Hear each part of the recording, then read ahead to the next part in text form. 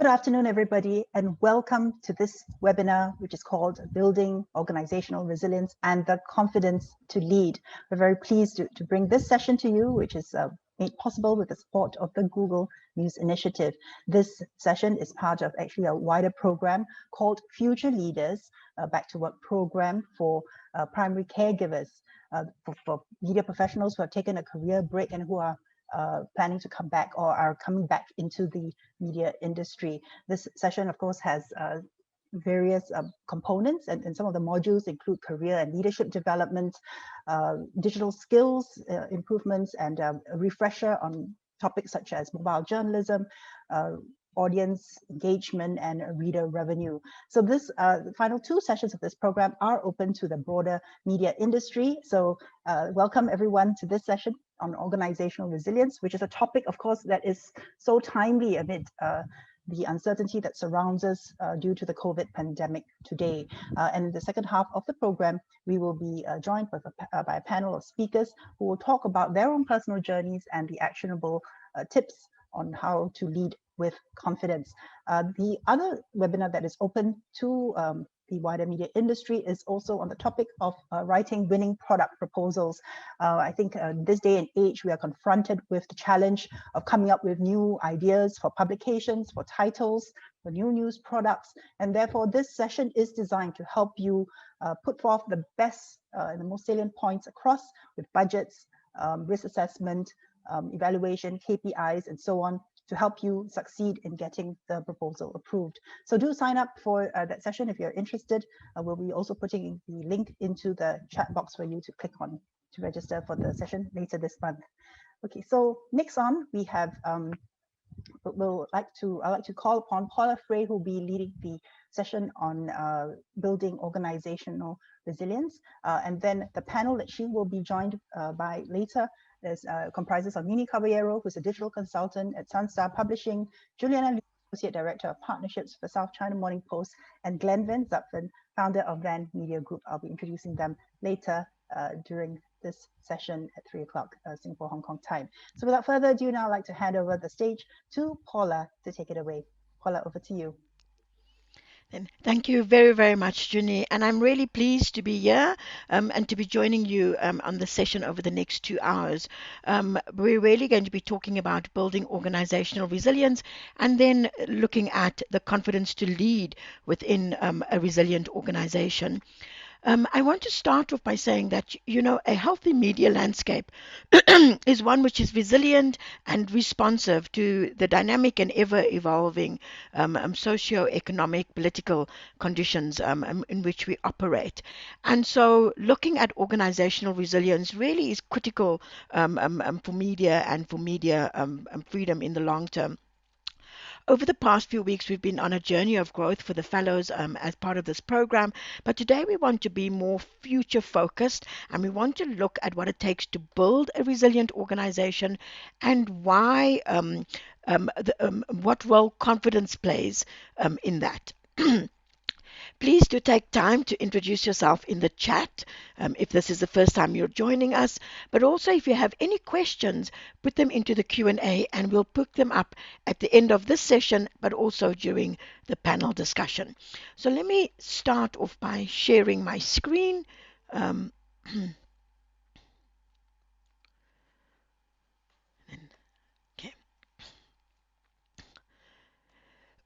I want to start off by just reiterating the changes that we've had as a result of COVID.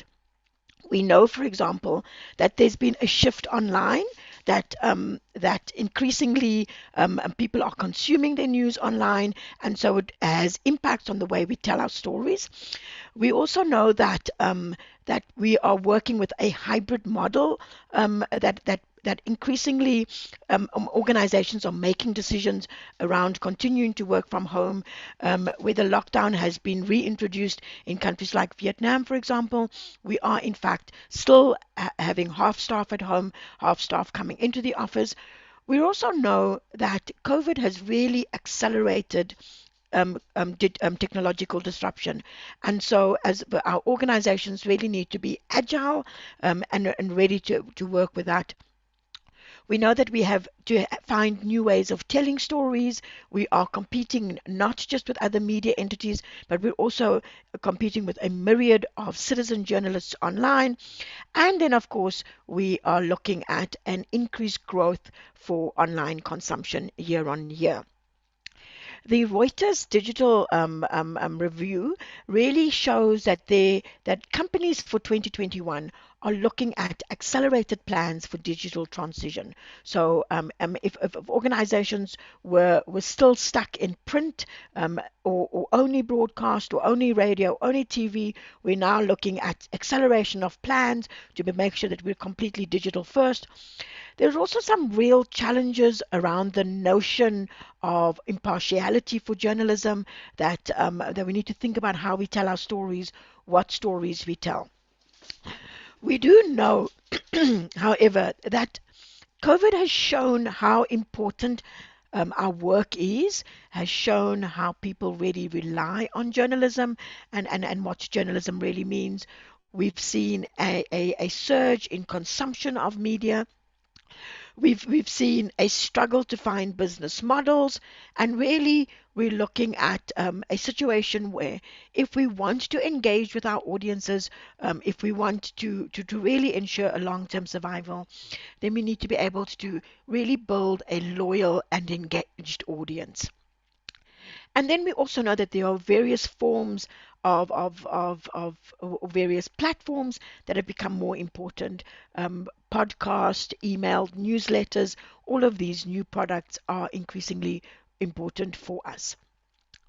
And I'm going to be moving in and out of the presentation during the day, just so that I can get a sense also of what people are finding important. So when we look at those transitions, I mean, one of the things that we really need to um, um, confirm in our minds is that a a resilient organization is also one that is very comfortable with change.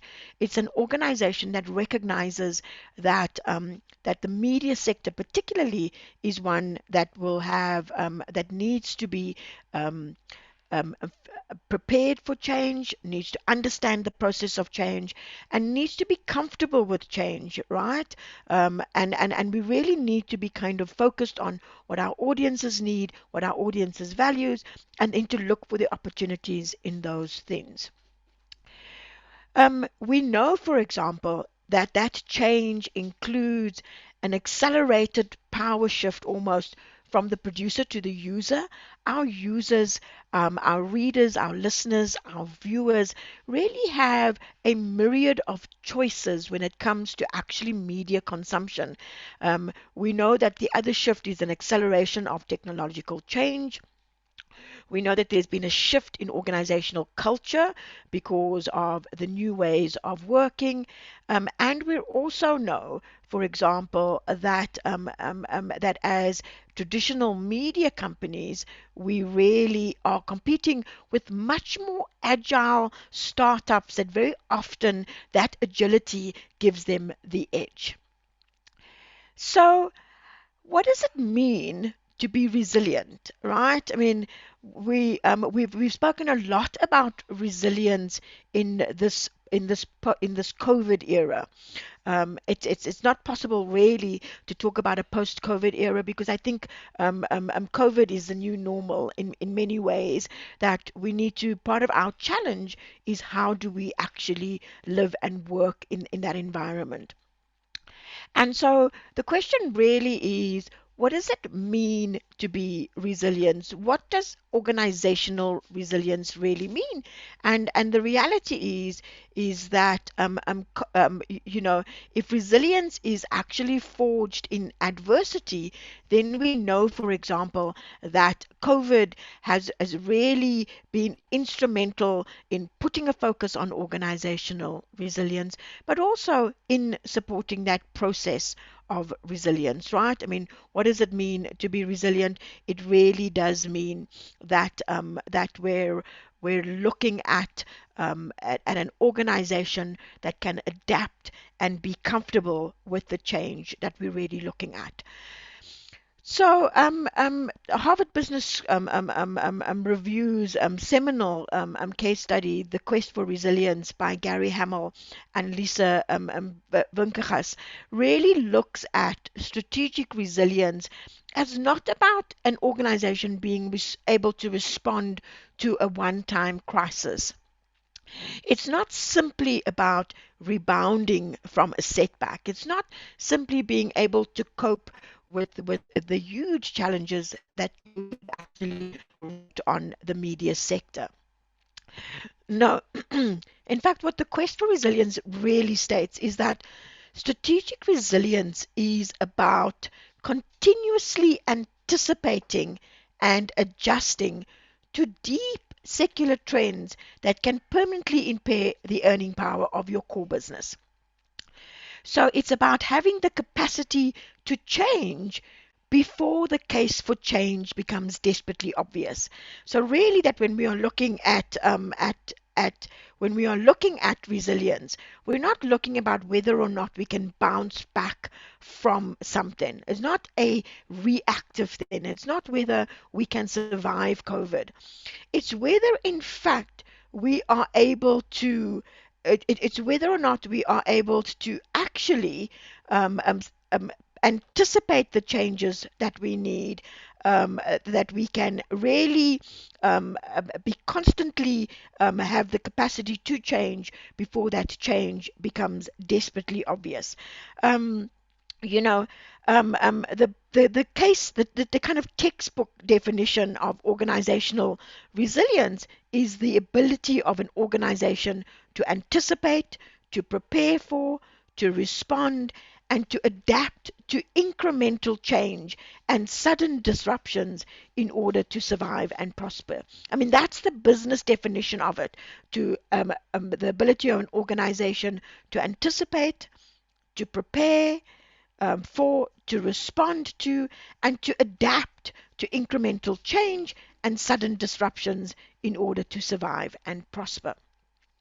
So when you look at resilience and you look about building organization resilience, you can recognize that it really speaks to proactively preparing your organization for change, proactively preparing your organization for shocks and setbacks, and understanding that that change is constant, right?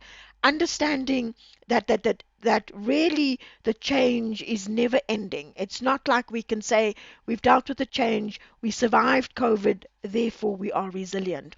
But almost to be able to ask ourselves, really, what does it mean to be a resilient organization in this area? What changes can we anticipate? And then how do we prepare for those changes?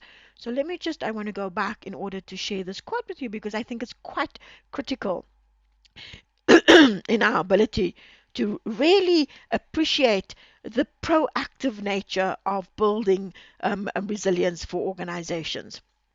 So, strategic resilience is not about responding to a one-time crisis. It's not about rebounding from a setback.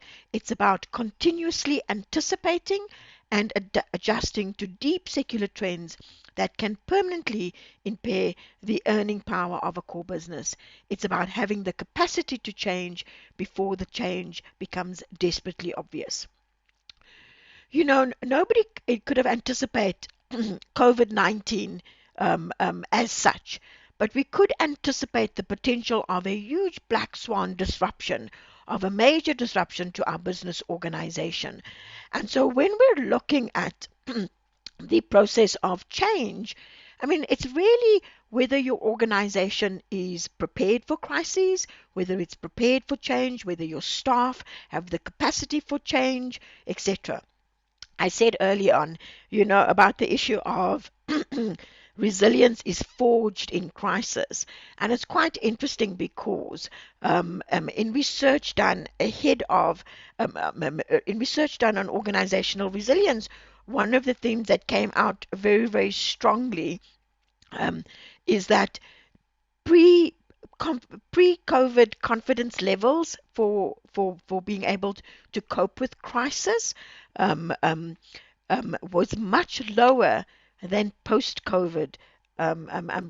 confidence levels, which really kind of reinforces that you cannot really build resilience by staying safe, by avoiding crisis, by avoiding challenges for your organization. That the way we build resilience actually is by pushing the envelope, by being able to experiment, to take chances, to take managed risks in order to build organizational resilience along the way. When you're looking at the change management process, one of the, whether you're looking at Kotter or any of the change management experts out there, one of the critical things that we have to recognize is that very often the difference between successful change management and change management that fails is organizational resilience. Organizational resilience to be able to push through a really difficult period that might that will be difficult for the organization as well as for the individuals involved. And so what we have, for example, for those of us who've done the change management processes as part of this program, we recognize this quote from Rosabeth Moss-Kanter, who really talks about the process of resilience in change is that when there are unexpected obstacles and delays in a change process, stopping too soon is by definition failure. Um, and so you really do need to be able to persist and persevere, to be able to assess the process and adjust, to be able to recognize the struggle in the middle, and that in order to succeed, you must have stamina, you must be flexible, and you must really expect obstacles on the road to success. That when we're talking about organizational resilience, we really are talking about an organization that can work through the difficult times together, collectively, and really is able to meet those challenges head on. So what really does it take, right, to build that kind of organizational resilience? What does it mean when we're building organizational resilience? And I just want to make sure that there are no questions or anything. Um, so what does it mean to build organizational resilience? Um, So when we're looking at organizations that have really kind of worked well within COVID, when we look both at organizations generally, but also organizations in the media sector, there really are a couple of things that stand out and that I want to share with you today. And really, some of this comes from Deloitte, but some of it also comes from research that was done by the Reuters Journalism Institute, and looking at really what works well for media, and then obviously from my experience with working with organizations pushing through during COVID-19. So what does it mean really? What matters? What are the key challenges that media needs to be able to overcome? When you're looking at resilience in the workplace, right? I mean, when we're looking at as an organization first, and then we'll look at individuals in the workplace. One of the things that we recognize is that there are key characteristics for resilient organizations, right? That if we want organizations that really are nimble, that are strategically nimble, that have cultures that organizational cultures that really lend themselves to change, to being adaptive, that are able to really use the are able to really use the technologies and be responsive to technologies, there are a couple of things that I want to share with you. And I'm going to share my slides now.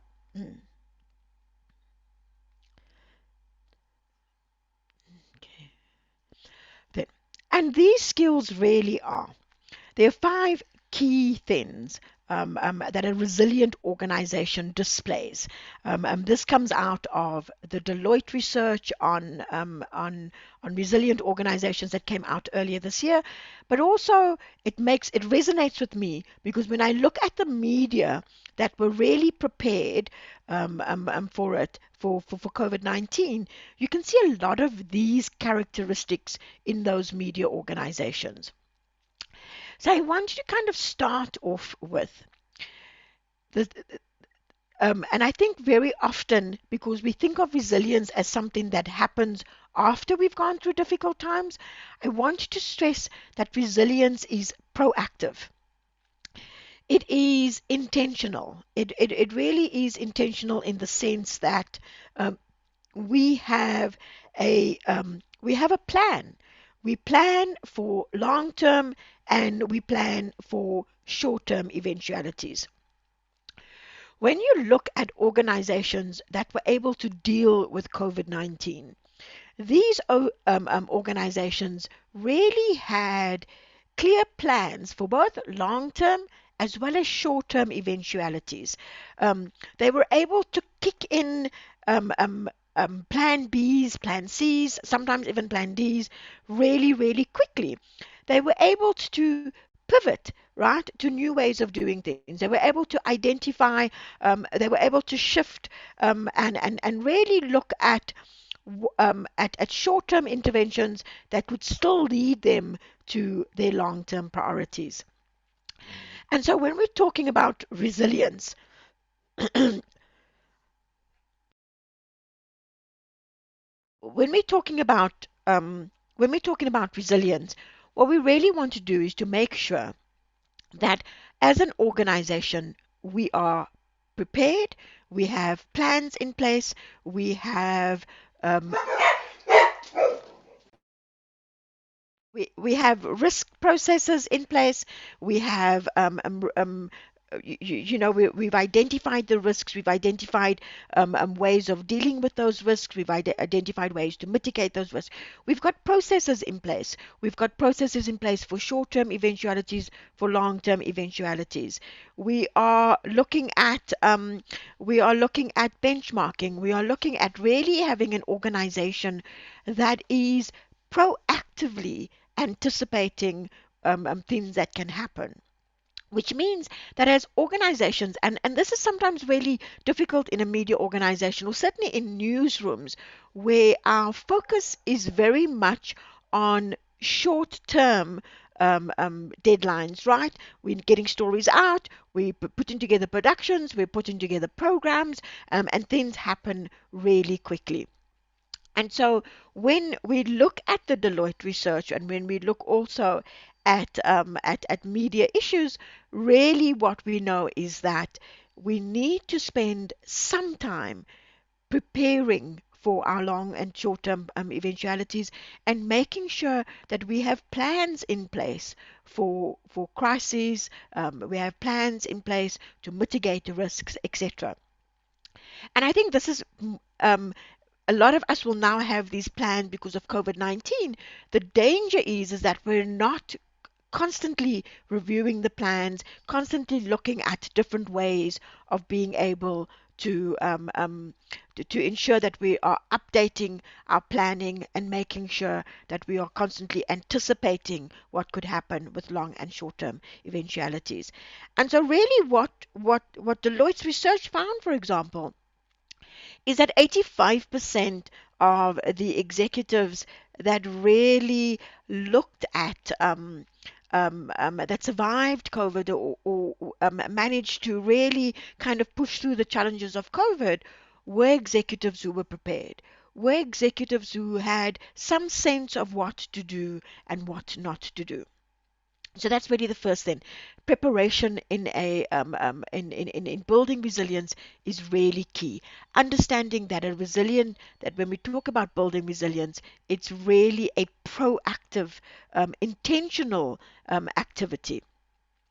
So the second thing, really, that when it comes to building resilient organizations, or the characteristics of resilient organizations, is really that the workforce, in other words, the staff within the organization, the organizational culture itself, really is flexible and adaptable.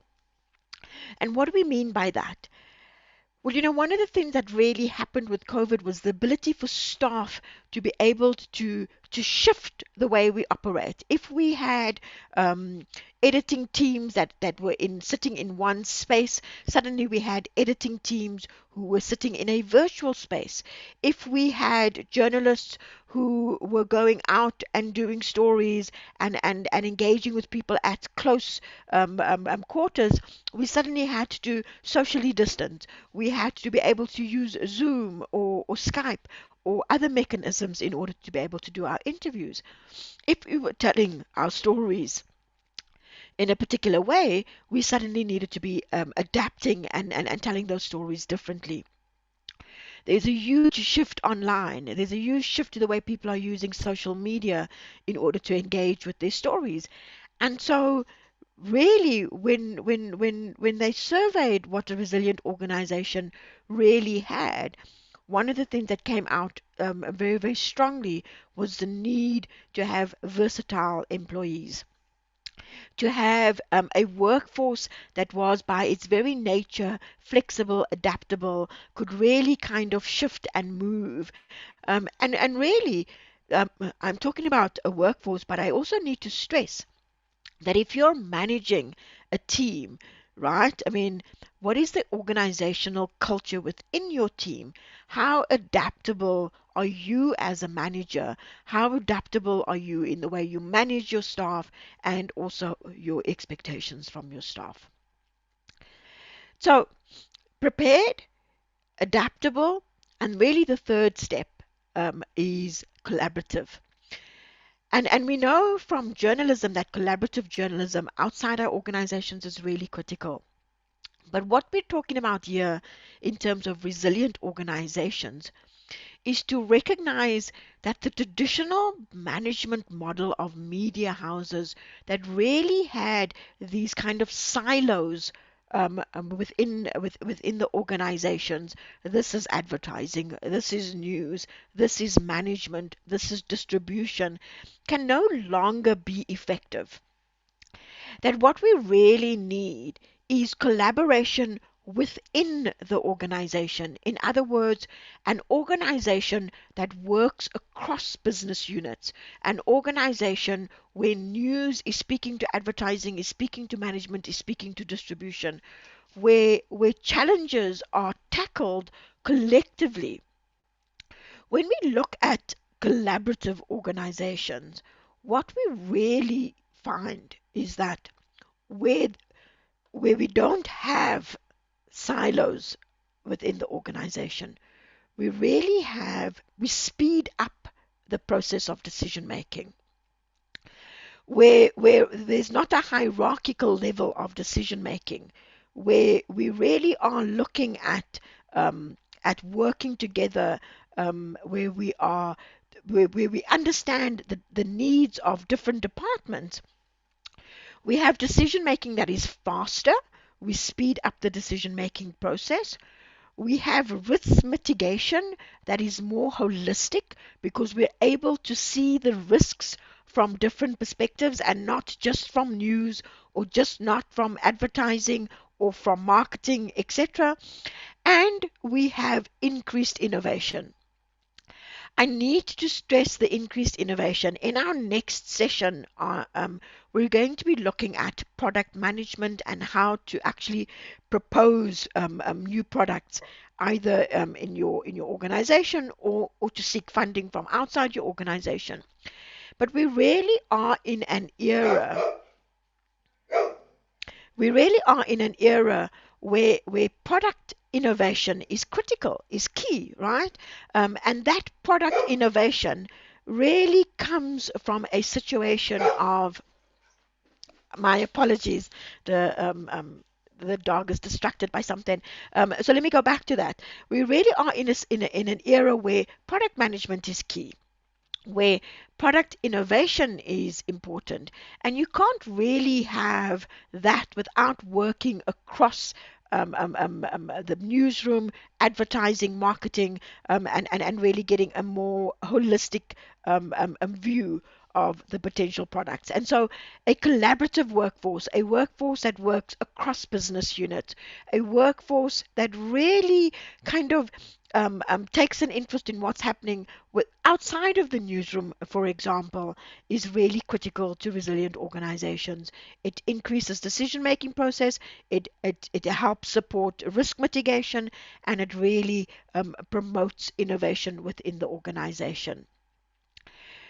Then the fourth characteristic of a resilient organization is really an organization where management really has the trust of its stakeholders. That when you need to make difficult decisions, when you need to pivot, when you need to ask staff to do the hard thing, then managers already need to have a relationship of trust with their staff. So you cannot wait for crisis in order to have this relationship of trust. You really need to ensure that there is a relationship of trust between employees and the management and leaders of the team in order to ensure that you can actually lead effectively and lead with empathy. I think one of the things that COVID-19 has really shared, already shown us, is that yes, you need to have processes in place. Yes, you need to have policies in place. But even within those policies, you need to be an empathetic leader when your staff are going through a difficult time, when the process of um, of of managing really requires you to be more than a hierarchical leader who says this is the way we do things, to a leader that really recognizes the human needs of the people who are working with you.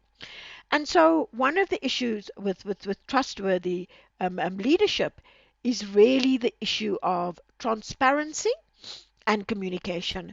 Um, and I don't know about you, but one of the main challenges I very often find in media organizations, even though communication is at the heart of what we do, we very often don't regard communication with those around us as important.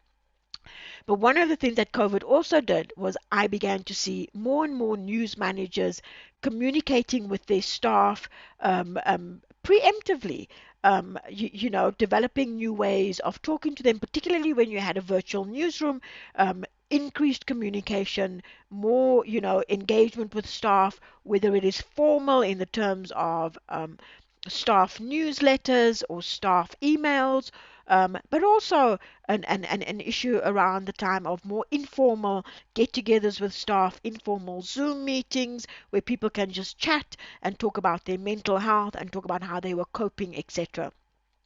When we talk about trustworthy leadership for a resilient organization, it is much more than simply having staff who are willing to take instruction or follow orders. It's about having a two-way relationship between the management and employees, that's built on improved communication, really transparency about the issues. I think many of the editors and the leaders on this webinar today will recognize that at some point during the pandemic and the lockdown, we needed to be able to share with our teams the real crises and the challenges that we were facing in order for them to help us really engage and come up with ideas of how we can support that. So those who really succeeded during the pandemic were focused on improved communication and transparency with their stakeholders, and I think that's really, really important. And then the fifth characteristics really that we find in resilient organizations, particularly those that have survived COVID-19, is that they are responsible, that the leadership, the executives take responsibility beyond the bottom line. They really recognize that profits alone are not the only thing that they need to take responsibility for, that they need to really balance their stakeholder needs, that they really need to be able to adapt and pivot in response really, really quickly, so that they're able to meet the needs of the organization. So you will get a copy of the presentation, and I've tried to put as many kind of additional reading resources into the presentation that you can have some extra reading opportunities with. But one of the things that I wanted to say is that really we're in a situation where building preemptively, building resilience, identifying that this is a proactive step. The real need to be able to do that is quite important, and moving from there is quite important. So we know that resilient organizations really, their preparations might include benchmarking, it might include risk analysis, it might include updating policies and processes to include the challenges that the pandemic actually rose with us. But it also, we really need to be thinking about what it means to be a future fit media organization.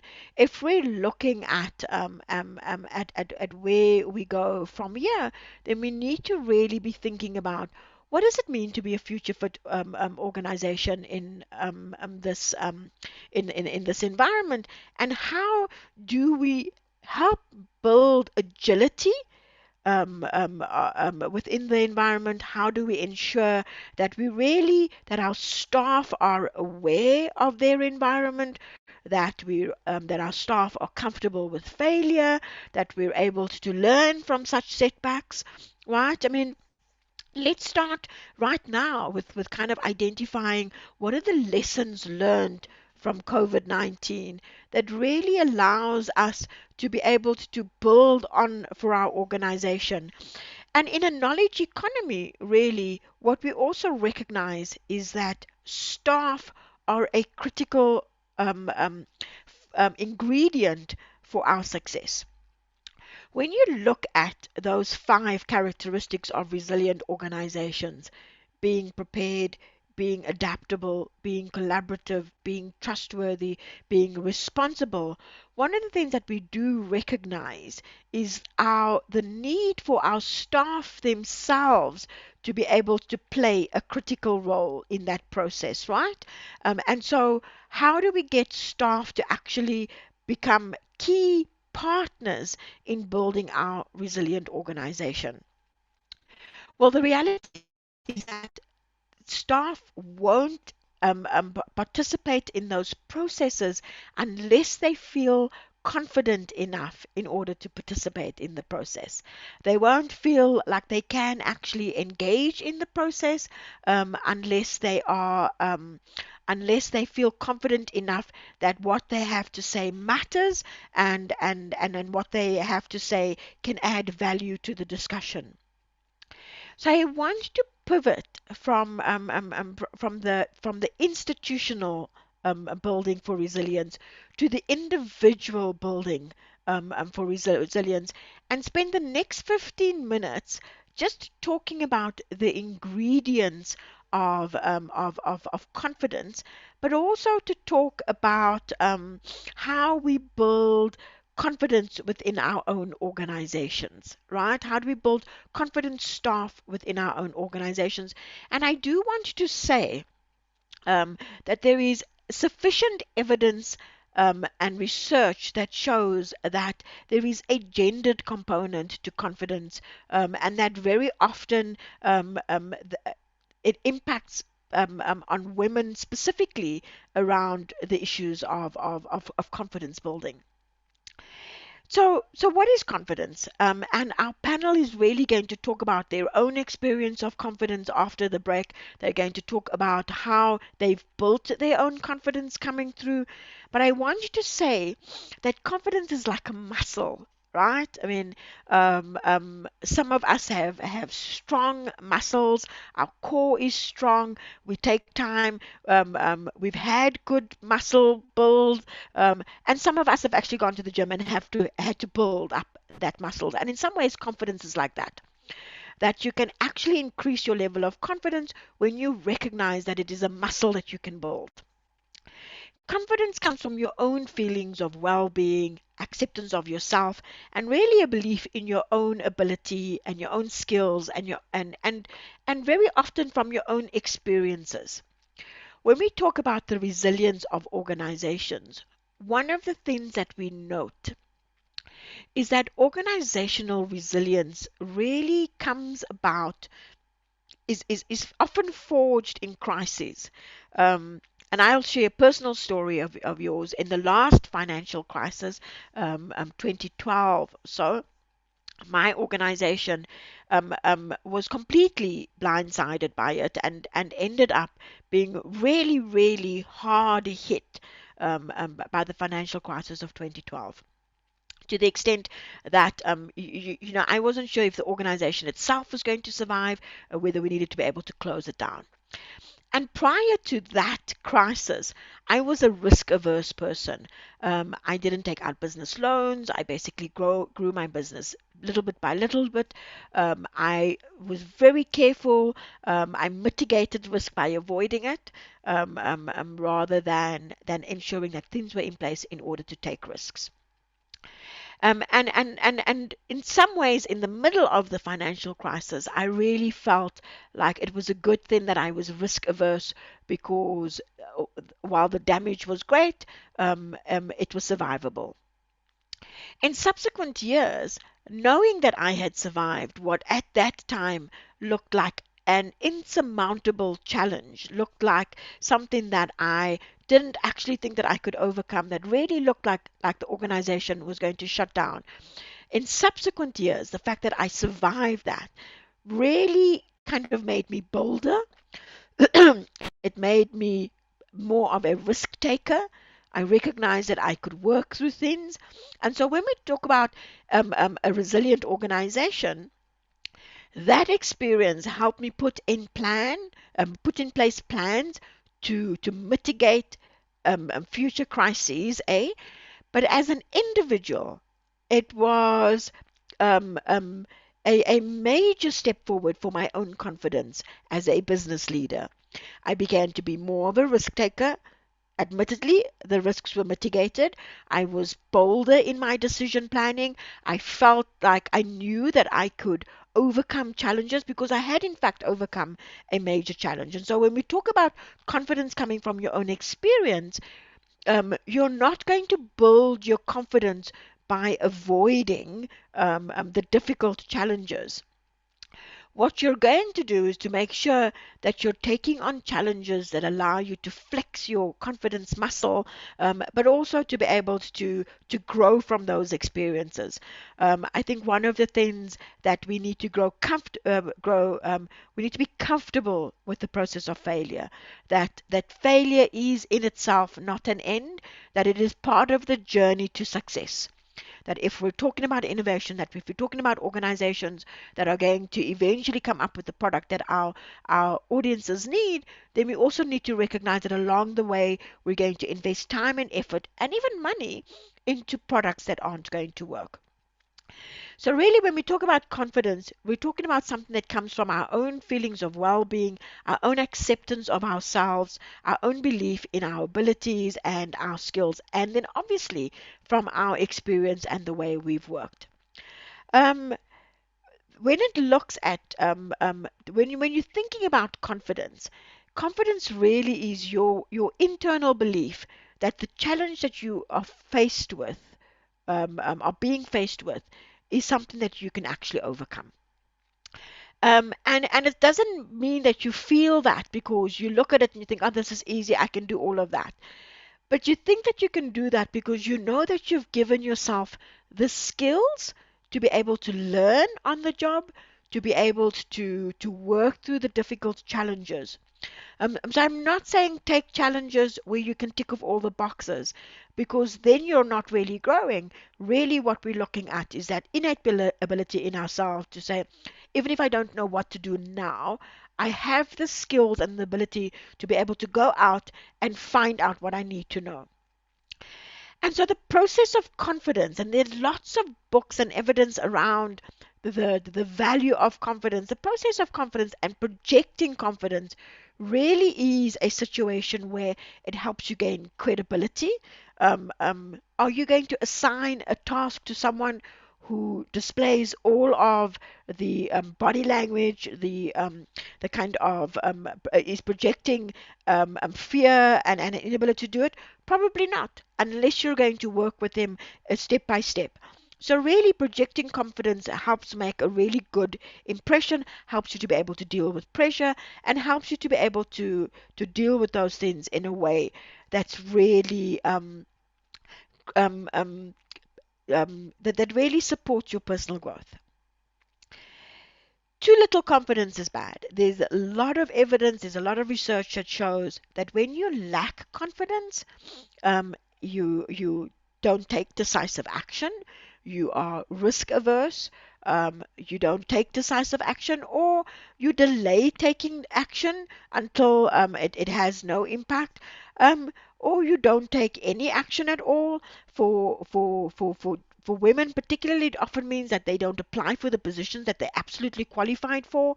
They don't put their hand up for the media tasks that will help them really grow. And in avoiding risks, they don't build personal resilience.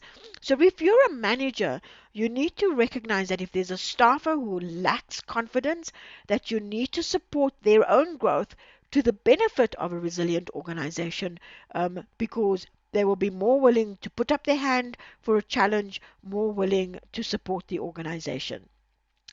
I wanted to just pause there for a minute and say that too little confidence obviously has an impact, but too much confidence can also be bad, right? So if your confidence is not in line really with your ability, you can read situations incorrectly, you can misread the situation, you can also come across as arrogant, so people don't want to listen to you or don't want to work with you because you always know it all.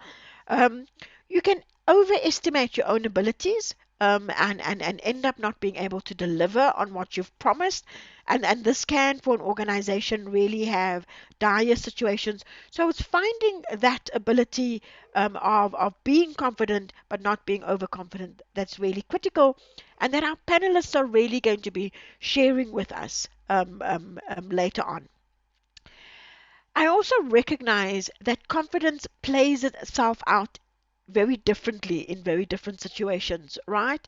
That there are different things that might, in fact, impact on our confidence. Um, you know, don't confuse or conflate personality with confidence. Some really soft-spoken people, some people who don't necessarily speak or engage in meetings are very confident. Um, Put their hands up, really accept challenges, etc. And so somebody's temperament might impact the way they display their confidence, might even impact whether or not they are very confident. But I think it's really important that we don't conflate the two, that we don't think of someone who's soft-spoken as not being confident, because that isn't necessarily so. Culture is also important. When I became news manager of a major South African newspaper, one of the things that really I had to work on was the fact that I grew up in a very hierarchical country, a patriarchal country, where giving instructions to men was initially very difficult, where giving instructions to older people was very difficult. Was very difficult for my staff who were male and older than me to be seen to be taking instructions from a woman. And so very often cultural background, expectations of what roles we play or don't play, expectations of whether or not we take instructions from women, etc., can also really impact on experiences of confidence. Our experiences also play a critical role, right? I mean, I can't tell you how many people I've coached who've had their confidence damaged by a manager who was hypercritical, really gave feedback in very negative terms, etc. And I think sometimes as role manage as managers, and as role models, we underestimate the impact we have in building confidence and in building future fit leaders in the way we give experiences. And then finally, really, and it links to this last statement, is that the way we interact with our managers and the way we deal with work really has an impact also on our confidence. If you've got any questions, please add them into the group, into the Q&A, but I will be asking for some questions in about 5 minutes or so. And so if you do have a question, you can also put up your hand and I'll be happy to call on you if necessary. But I want to just pause for a minute and talk about the gendered dynamics of confidence, right? Um, and in my presentation, I will give you a link to a really critical paper that was written called The Confidence Gap. And what the confidence gap really is it reflects how the gap in confidence between women and men and really just kind of highlights how women are very modest in their estimates of their own intelligence and their own abilities, while men are more likely to overestimate their own intelligence and their own abilities. And so, what the confidence gap really recognizes is that there is in fact a gap in that we as managers need to be aware of, and we need to be taken into consideration when we are assessing people's ability to do work and assessing people's ability to actually engage around work. Women are more likely to ascribe their achievements to luck, to timing. I was in the right place at the right time. I had a manager who really believed in me, etc., etc. And I think it's really important that as managers that we recognize that women are more likely to underestimate their ability to do something, and men are more likely to overestimate their ability to do something. But it doesn't mean that their actual performance on the job differs all that much in terms of quality. Men, and I want to be clear, a lack of confidence or self-doubt affects men and women equally. Men also lack confidence sometimes. Men also doubt themselves.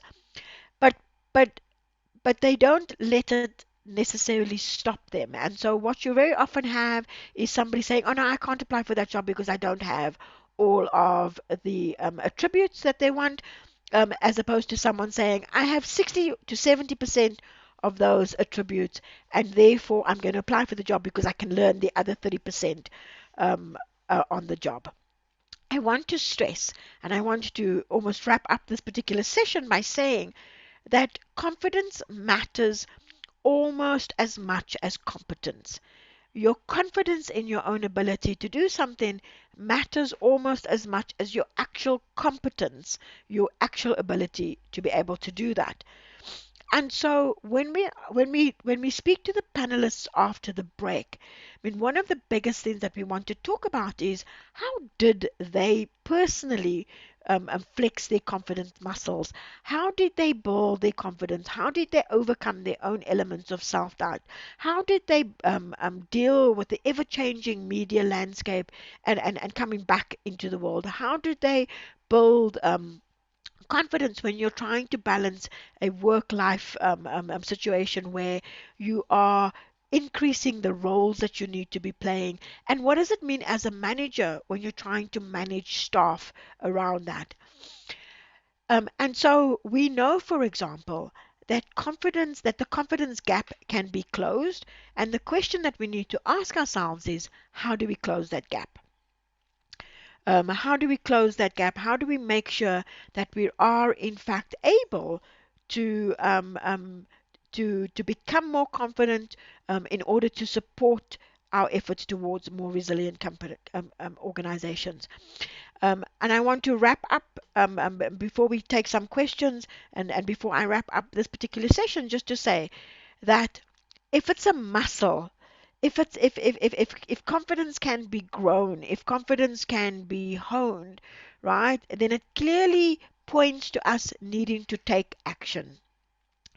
If COVID helped build resilient organizations because it really kind of gave them the challenges that they'd never actually experienced before, and allowed organizations to really kind of come together and work towards longer term resilience.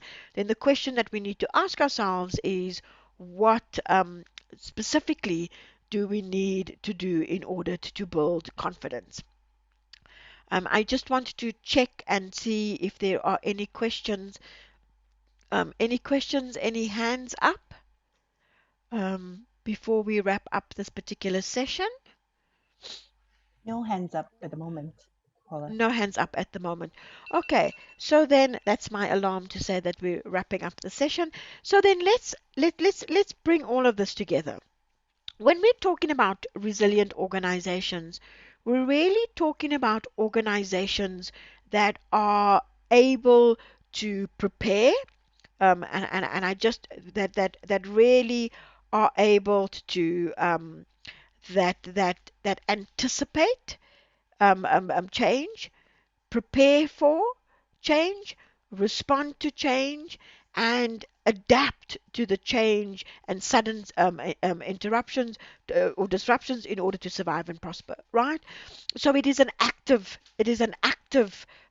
thing. It is not, we don't build resilience by simply being.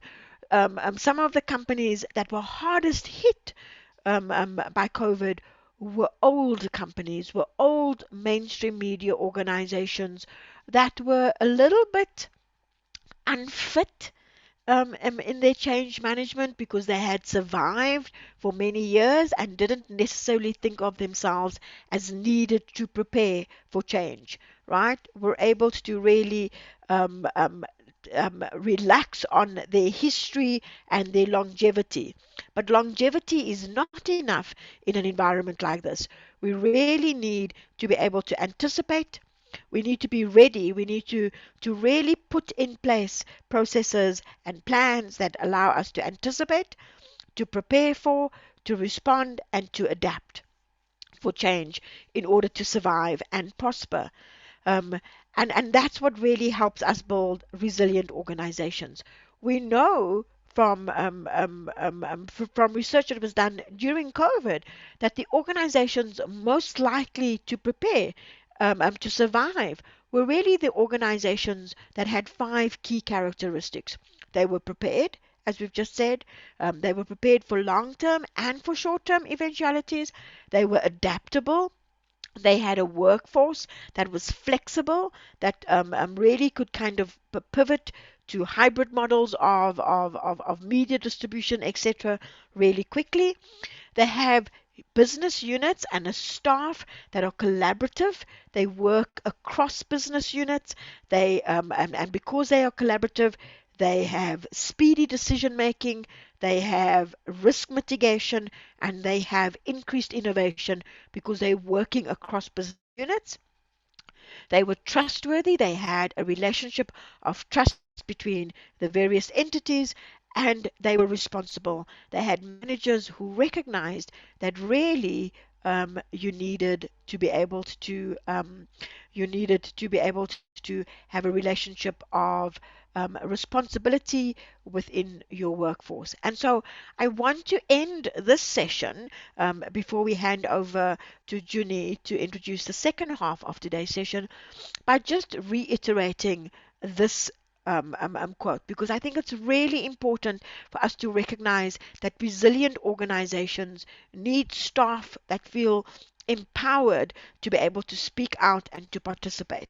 And so I want to leave you with this quote from psychologist Cameron Anderson, who says that when people are confident, when they think they are good at something, regardless of how good they actually are, they display a lot of confident nonverbal and verbal behavior.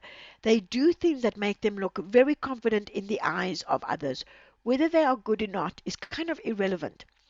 Um, Rosabeth Mascanto, who does a lot of change management work, has a book called Confidence, where really she points out that confidence sometimes matters almost as much as competence. Your confidence in being able to try new things is really, really critical. So we have 1 minute to go, so I'm going to do, just for a moment, hand over to Junie, and then I think in a few minutes we will start with our second half. Thank you, Junie. Thank you very much, Paula. And that was Paula on building organizational resilience. Actually, a lot of what you say, Paula, is about building trust and trust among your staff and within the organization. And with that trust, is then your staff will be able to say, okay, we'll take that leap of faith with you. We don't know what's going to happen, and I think it's fair to say that even organizational leaders, management, do not know what's going to happen next. The situation keeps changing, policies keep changing, COVID keeps going up and down, and travel is on and then off and then on and off again. And then so I guess being able to deliver that message with confidence, and as that last quote said, sometimes it doesn't really matter how, you may not be the best person at it, but if you deliver it with confidence, people will trust you and be able to take that leap of faith with you. I really liked that, of course, you mentioned things like being prepared, being adaptable, collaborative, trustworthy, and responsible. It also goes back to building all those situations where you can bring your team together. In COVID, I've heard many managers say, communicate, over communicate, because people are so remotely distanced at this point in time, especially countries which are huge, like Indonesia or Philippines, spread out over a huge archipelago. Everyone is so distant right now.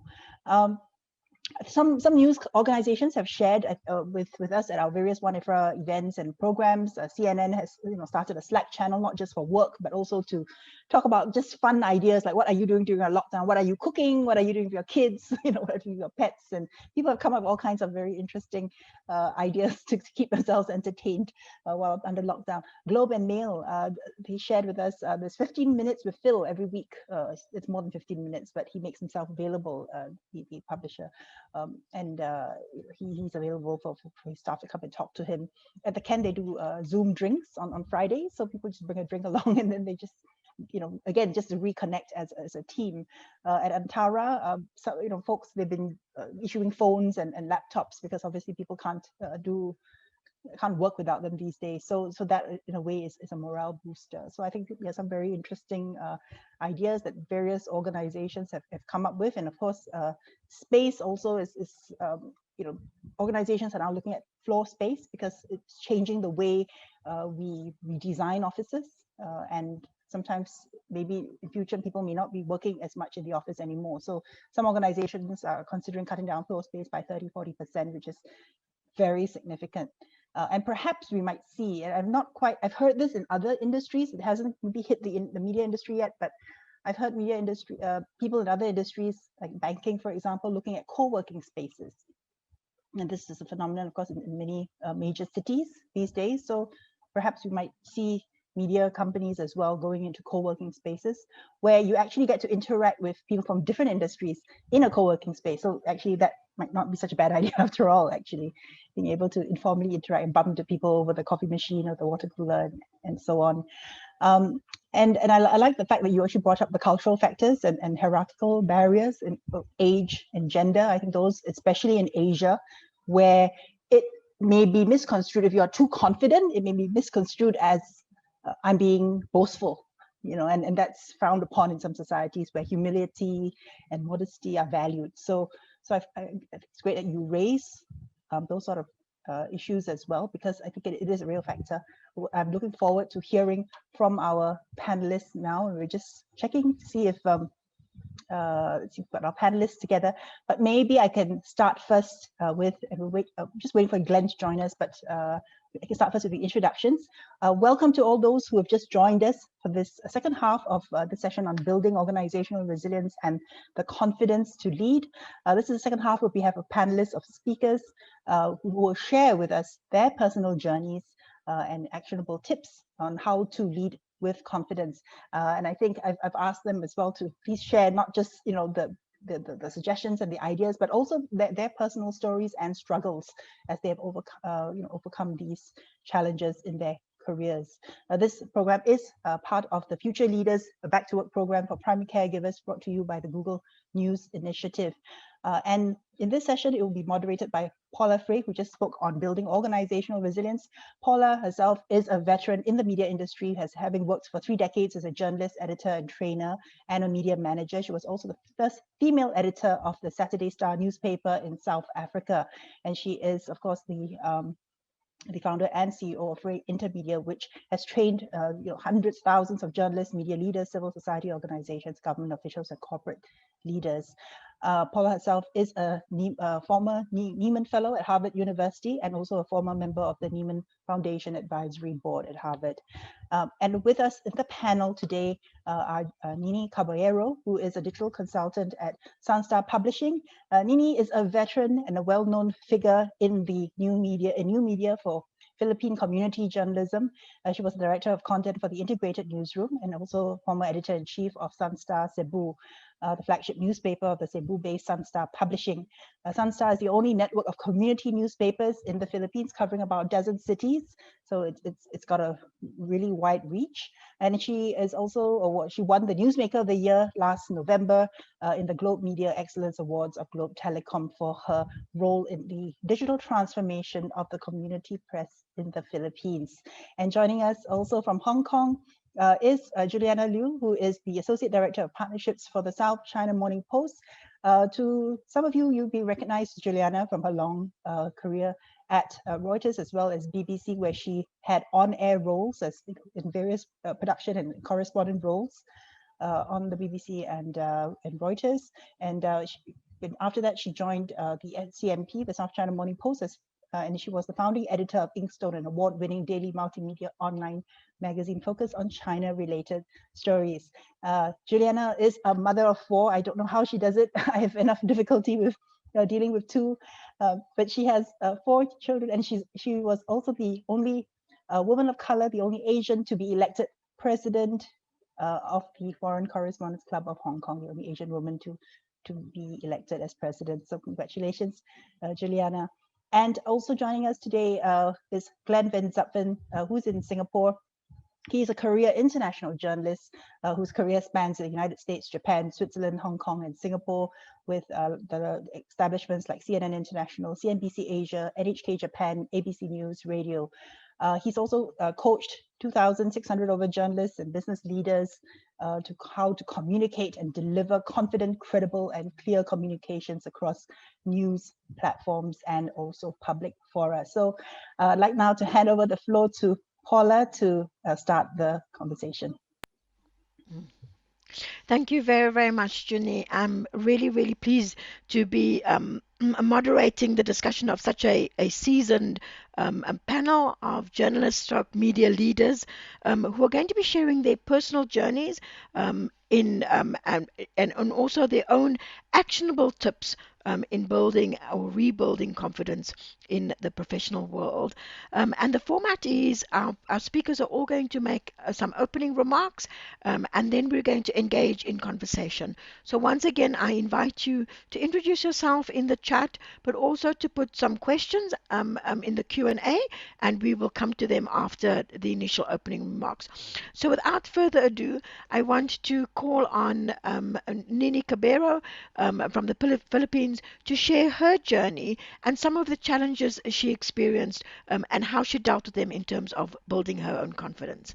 So Nini, over to you. Hello, thank you, Paula. Hello, everyone from Cebu, the Philippines.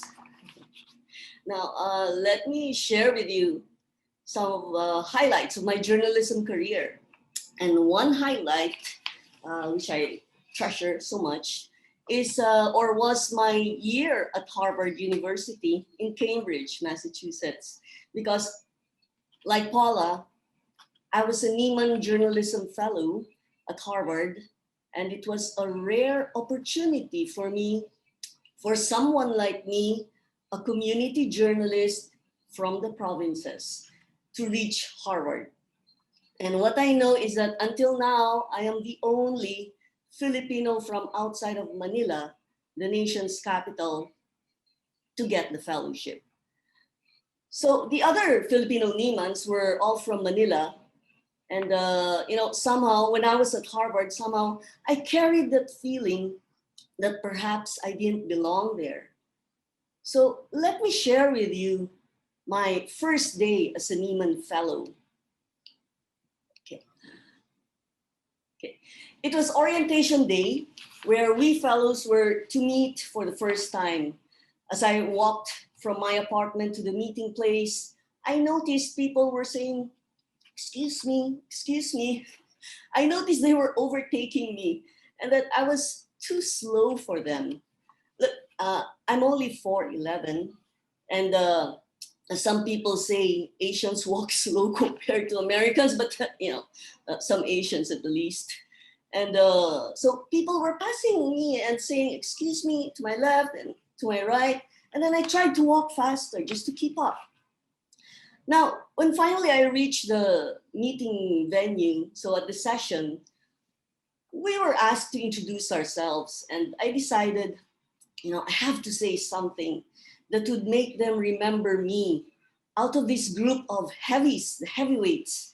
And that included my fellows included a Pulitzer Prize winner, war correspondents, journalists from giants like the New York Times, Financial Times, Associated Press, Wall Street Journal, the New Yorker, and Bloomberg, BBC. So, and here I was from SunStar, Cebu, and I was proud. Now, my turn came, and I stood up, announced my name and organization, and I told them, I learned something about myself on my way here this morning. I learned I cannot walk as fast as the others. This was why when I arrived here, I was sweating and out of breath, and they noticed it. I said, I realized that my short legs were no match to the pace of most pedestrians. I went on to describe my proposed area of study at my year at Harvard and ended by saying I was thankful for this opportunity, and I was hoping the fellowship would give me the power legs to let me reach new heights in journalism. After that, some of them would approach me and ask, how are your short legs? So somehow they remembered me, and that gave me confidence too, because then I was already friendly with them. They could remember me because of my short legs. But the point is this, and I realized it, I and you belong in journalism. You belong in this group. You belong in wherever your journalism journey will take you, whether it be a newsroom or a different organization. So now that you're about to finish this course on Back to Work program, you have gained knowledge and the skills to prepare you. So remember that you belong where you are. Okay. Now I raised that Harvard experience because it was at Harvard that I learned and prepared myself more about digital transformation. I belonged to class 2014, and at that time, digital transportation in the country, in the Philippines, was just starting, so on. And I was able to use what I learned, what I gained in my Harvard year, when I was assigned the biggest challenge I ever had in my years at SunStar, when I was put in charge of the integration of our newsrooms. We had 3 newsrooms at that time. One for SunStar Cebu, which was the English daily. The second was SunStar Super Balita, which was the daily tabloid in the vernacular. And the third was the website, which I headed at that time. So I was in charge of marrying both print and digital. And for anyone who has experienced that kind of journey, it's not that easy. So I couldn't say I was prepared for the job. But what I did was count on what I have learned, what I have inside of me, and I attended more conferences, trainings. I spoke with experts, connected with them, took their email addresses, and became friends with them. And WAN-IFRA, let me say, played a crucial role in my development as a newsroom leader. Because after attending the WAN-IFRA convention held in Manila, I pushed for the newsroom integration of all our print titles in digital. That was the start of our digital transformation. So we adopted the Shibsted model of transforming the newsroom. And in more WAN-IFRA events I attended, I learned of the Singapore Press Holdings model for convergence, about content and data, reader revenue, leadership from Paula. So all of these, I also shared with the newsroom. So we introduced the hub and spoke. We held regular meetings, and even if other editors didn't want to attend, I would insist that we have to meet.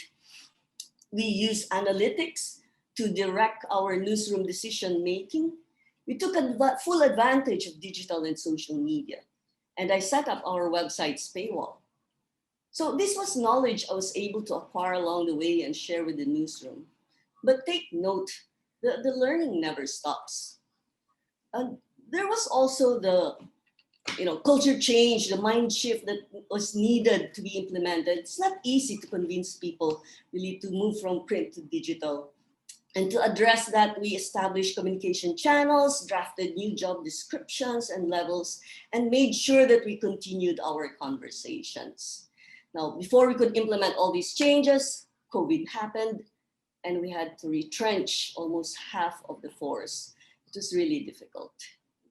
And not only that, I had COVID myself in July last year, and I got hospitalized. So I had to stop working for a month, and I learned to rely on others. So I persisted and trusted the editors who stepped up. It was just right, because I was only then months away from retirement anyway. So when I retired, the job was not yet done. We have not transitioned fully to digital. But I believe that those I left behind, those who are still here, I'm at the office, might just succeed given the time and support from management. Because, failure, as Paula said, it doesn't end there. You just continue, you persist, you continue and do what you think you have to do. So let me end there. Let me end there for now, and I'd be willing to answer questions later on. So thank you. Then, thank you very much, Nini, and some really nice memories that first day at Niman, right?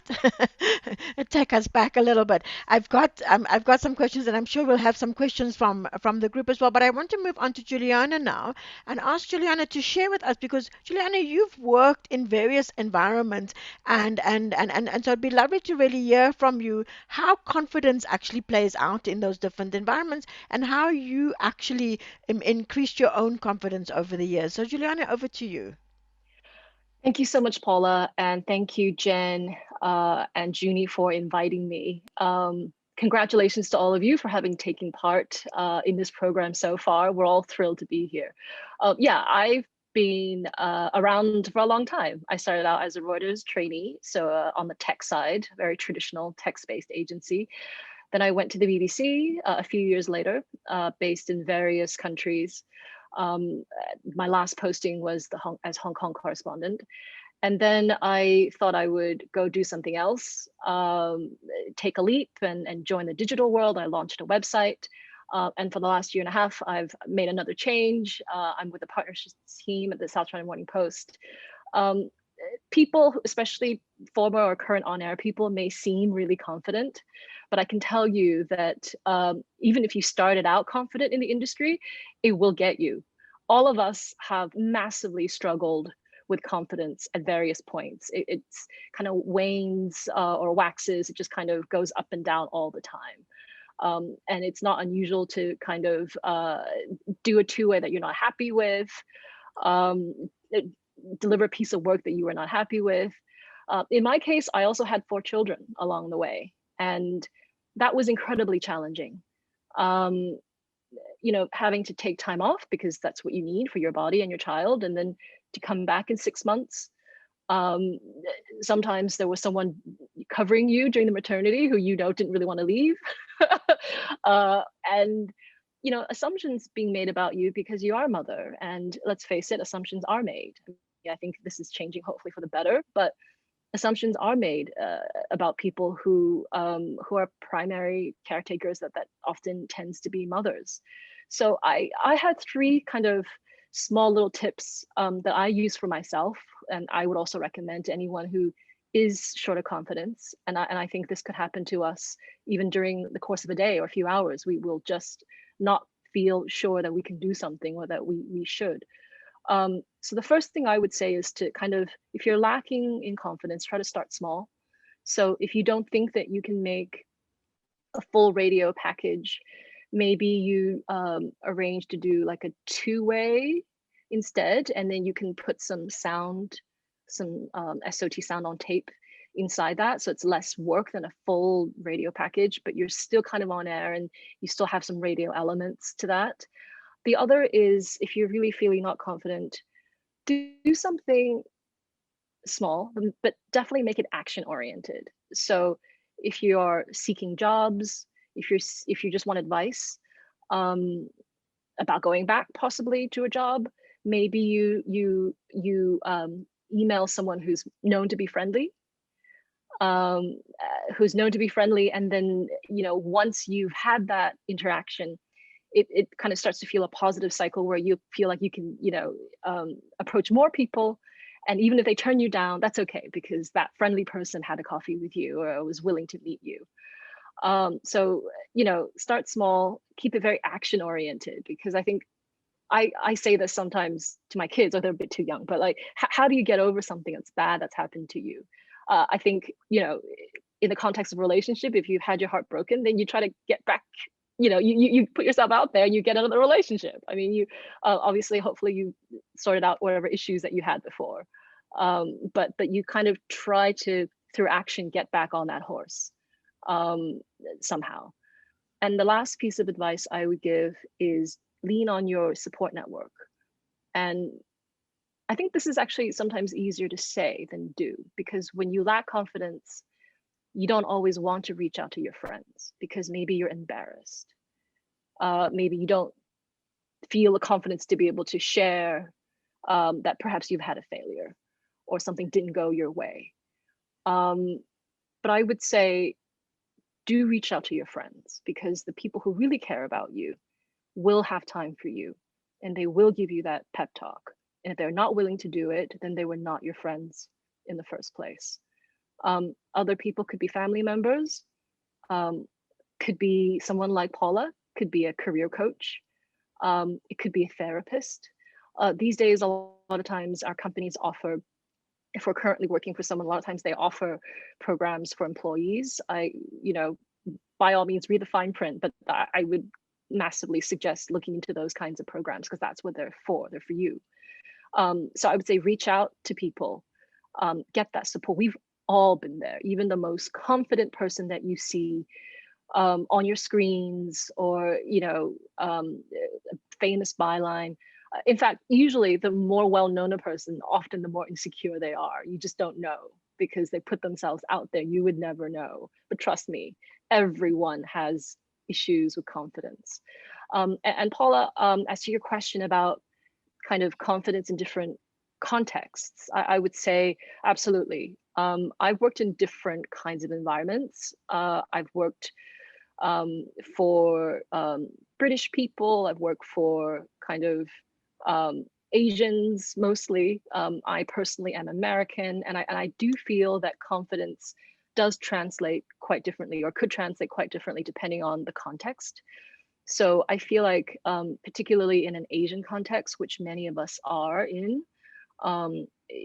Asian, could be Asian bosses, Asian companies, or even in Asia, I find that especially as a woman, you could be quietly confident, but you don't necessarily, for your benefit, want to show it in the same way that you would if you were working for, say, an American company. Americans and possibly Aussies, I'm not sure, I think tend to be a bit more direct, and that directness is appreciated. It's something that the environment is quite comfortable with, and I think if you're interacting with Americans, you can step it up compared to if you're in an Asian context.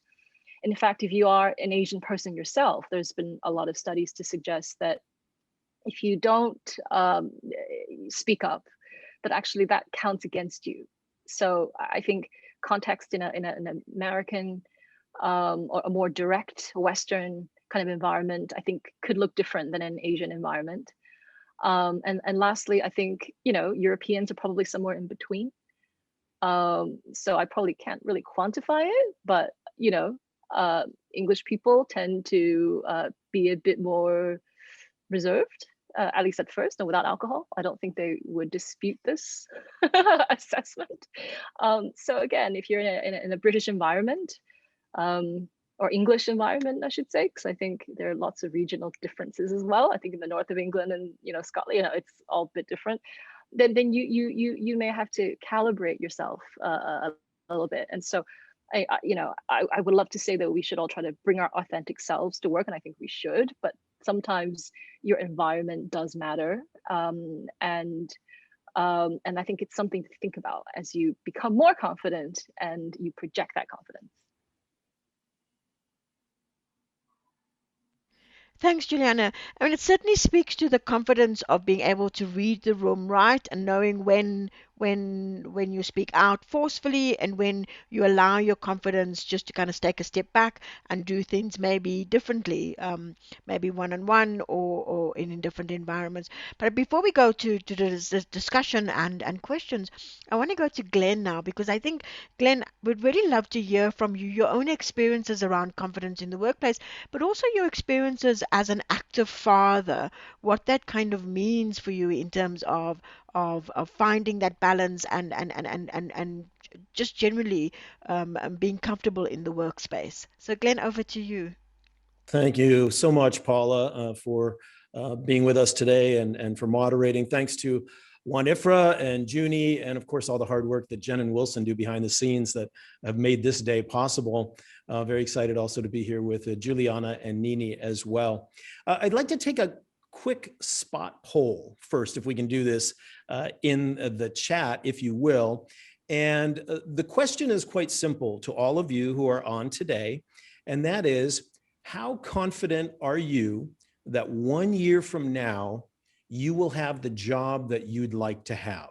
Okay, maybe not the job at the end of your career or whatever, but the job that you're either wanting now or looking to have now. So in the chat, let's do a 1 to 3 ranking. Okay, 1 is you're not very confident at all. 2 is somewhat confident. 3, totally confident. All right, throw your answer in the chat. How confident are you that 1 year from now you will have the job that you want to have? 1, not confident. 2, so-so. 3, totally confident. Toss that in the chat now if you would. I'd love to see how you guys are feeling. Take a little temperature here. Okay, we got a 3 coming in. Good. Anybody else?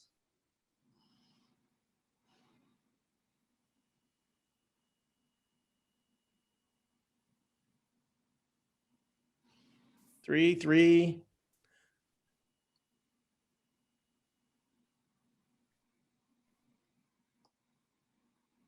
Am I missing? I'm only seeing 2. Is that just me? If anyone's having difficulty putting in the chat. Okay, results. Gotcha. Okay, results. Gotcha. Okay, don't be shy, everybody. This will not be held against you. Don't worry. or it won't help you in any way either as well. All right. So we got some 2s, some 3s. So that's good. We're all kind of going in that direction. Well, the reason I ask that is because we're talking about confidence today, right? We're talking about the confidence to lead, and what is our own personal confidence that we have about our own future. It's such a simple question, right? But it's one that is wrapped up in so many different complexities that we all have. I'm not going to go through my whole background for you. I've just put in the chat a link. If you want to go look at my profile, you're welcome to do that at some point in time. That'll give you whatever information you want about my past. But I've been a journalist over 25 years. I've been in Asia for nearly 30 years. I've done TV, radio, print, multimedia, new media, and I've done pretty much every level, from being a writer and producer and reporter all the way up to being an anchor and program host. Currently, in addition to consulting work that I do during the week. On the weekends, I have a radio show here in Singapore on Money FM, which is the most trusted business news radio station in Singapore. And I interview anywhere from 5 to 10 or 12 newsmakers every weekend on that show. So I'm still actively having my hands in interviewing and journalism, but also I am a consultant too. So I'm working kind of in two different worlds at the same time. Journalism is my love. It's what I went to school for. It's what I studied. It's what I got my degree in. And that's where my heart has always been. As we have seen, that environment has changed a lot over, well, the last couple of decades, actually. If you go back probably 15 years or more, it has precipitously changed. We have seen in the past 3 or 4 or 5 years how dangerous it's become to be a journalist, how nasty people can be toward journalists. But we've also seen the absolute imperative and the need for great journalists and people that are passionate about doing what they want to do, present great stories to people, and also hopefully to get back to some of the origins of journalism, and that is hold truth to power. Make sure people are accountable for the things they say and do in government and business and elsewhere. I've got 4 things that I will share with you right now that I think are important as we think about careers, as we think about building confidence to lead, things that I have learned over my years that I have been important to me. And of course, happy to talk with you as we get into the Q&A session about anything you want to talk about, but let me just go through them right now. The first thing I will say is there is not one problem that you have right now in your life, whether it's personal or professional, that someone else, in fact, probably many people haven't dealt with before you. So there is not one thing in your darkest moment of doubt and oh, I don't know how I'm going to get out of where I am right now. Just know that there are so many other people that have been exactly where you are and could be there right now as well. So there is always a way to get out, to change your reality and what you're and where you are and what you want to do. The other thing I'd like to say is, it sounds cliche, but as you are looking in your current job or looking for a future job, you absolutely have to recognize what your own passion and skills are and follow those. Follow what it is you want to do, not what you think you should do, not what you think other people think you should do, not what you think you'll make the most money at, whatever all those other conversations are. But you need to recognize who you are and what it is you want to do. And that's what you should be looking to do. If you want to be a business reporter, great. If you want to be an entertainment reporter, awesome. If you want to be whatever, it doesn't matter. But the people that I have seen over the course of my career who have been the absolute most successful people in journalism and in business are the people that have followed that inside voice. And all of our inside voices are always spot on if we listen to them. So follow that passion and make sure that you are doing service to that passion.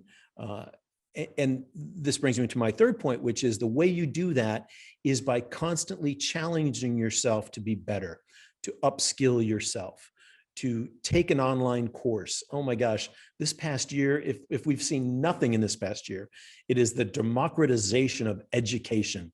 The free courses out there for journalists.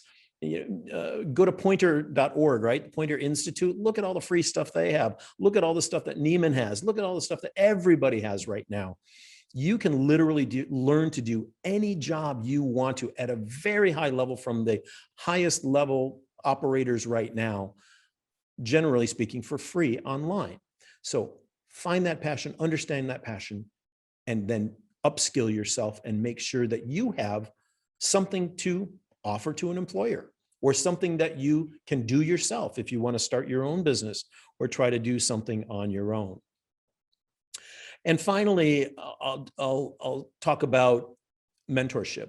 I think Juliana touched upon this just a little bit, but the AAJA Mentorship Program, for example, and there are other mentorship programs, I'm sure you're involved in other organizations, absolutely avail yourself of those opportunities to reach out to people that have been in the industry already or who have some expertise that you feel that you need or want. Connect with them and do and do whatever it takes to learn and soak up all the information you can. Whether you're at the beginning of your career, mid-career, or even if you're more advanced in your career, people are always willing, especially in professional organizations like AAJA, Asian American Journalists Association, and others, to connect people, to help you learn, to help you get better. All you have to do is ask. People might not come after you, but they will definitely help you if you ask. So those would be my four points, right? There's no problem out there that hasn't been there before you. Recognize your passion, upskill yourself, make sure you've done everything you can do at the top of your game to be at the top of your game. And mentorship, reaching out to others that can help you be better than you currently are. All right, so those are my 4 tips right now. Paula asked about my experience being a dad. Okay, there's a lot in that. Maybe some of you are parents as well. You know that being a parent is a complicated beast. My kids are 12 and 15. My wife and I got married late and didn't start having children until we were 42. So we are late parents, which adds a different kind of twist to being parents. But suffice it to say, right now, everybody's at home. My kids are doing homeschool. My wife is on the computer in the living room. She works for MasterCard in their innovation lab. And I left the house today and I'm at a co-working space right now just to get some peace. So that's something I think we're all kind of used to these days, doing what we need to do to make sure as parents, if you're a parent, that you keep yourself sane. It has always been a juggling act. I have known many journalists over the years whose relationships with their families have been strained because they put job first, because the job was all consuming. A dear friend of mine and former boss of mine, Tom Johnson, who was the editor-in-chief at the Dallas Morning Herald and then the Los Angeles Times in the 1980s. He eventually became the president and CEO of CNN and is now retired. But he often talks very passionately about his struggle with depression and how he basically more or less ignored his family for decades in search of being the best journalist he could, the best boss he could, the best news gathering chief that he could. And he talks a lot about why that was wrong, why he should have spent more time with his family, why he should have reached out to get help with his depression. And he has since obviously worked through that journey on his own and is helping others to do so. So we have to always think about balance. And in my own case, my balance comes by early morning exercise with my kids when I'm able to, which would mean a walk at 7 a.m., et cetera, a bike ride, that sort of thing. And we always try to have dinner together, at least one meal together during the course of the day, which sounds like a pretty low bar, but even that can be hard to achieve with 2 teenage kids who are busy doing other things. So I have been a very active dad, a hands-on dad. Nearly all of the time that my kids have been alive, I have in some way, shape, or form run my own business. So consulting business or otherwise. So I've had some flexibility, but at the same time, I've also had to work hard and spend long hours doing that. So there's no perfect recipe, but I will say that keeping that family connection is absolutely paramount. We see more and more dads who are active and hands-on. All credit goes out to the moms and the women of the world. You are first and foremost the rock of every family, and we all know that. But dads are getting in there too, and dads are really trying to pull their weight in many, many circumstances. And so I think it's good that we recognize that there's that co-parenting and partnership that's happening. I'm going to leave it there for now. That's enough. Happy to jump in and answer any of your questions as Paula will now direct us to talk about some other stuff. Back to you, Paula. Thank you very much, Glenn. And really, really good 4 points to be thinking about. But I want you to almost take a step back and ask you, as someone who's done a lot of coaching and really worked with a wide array of people, could you speak for a minute or so on what the impact of a lack of confidence is? I mean, you must have seen it firsthand in your coaching processes. When we lack the confidence to go out and do what needs to be done, what's the impact on ourselves, on our careers, even on our organizations? One word, simply, it's paralysis, right? lack of confidence stops people. It stops all of us in our tracks. I even had a situation this week where there was a task I needed to do for a client of mine, and I was lacking confidence in doing the job that I wanted to do on this particular project, and it stopped me. I put it off for 3 days, or actually close to 4 days, when I should have just jumped in and done it.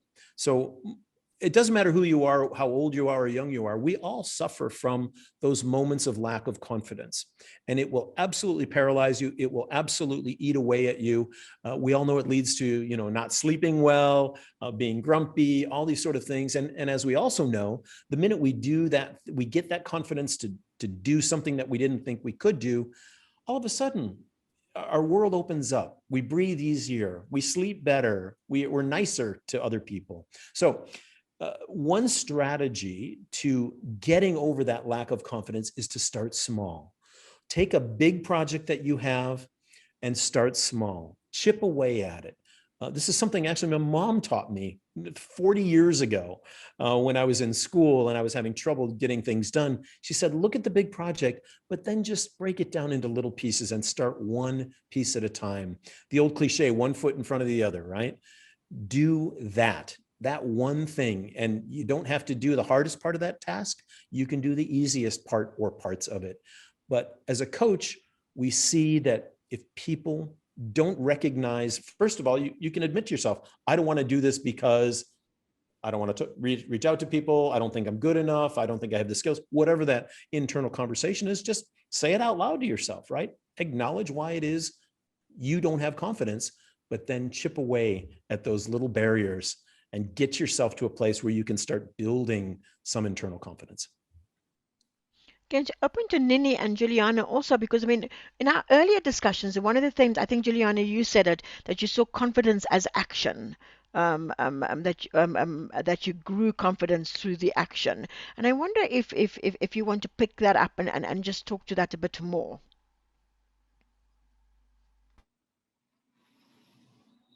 Juliana, you're on mute. Sorry about that. So am I allowed to give an example that is outside the professional? So I've recently become quite a fitness enthusiast. And, as a child, I was born in China. Sports just wasn't emphasized. And then I grew up in the US, and again, I just didn't do any sport. I mean, some of it is cultural for sure, because now that I have children, I make sure that they do a lot of sport because it's good for them, it's good for their bodies, it's good for their bones, it's good for their confidence. It's just great for them, developing new skills, everything. There's nothing negative about sport.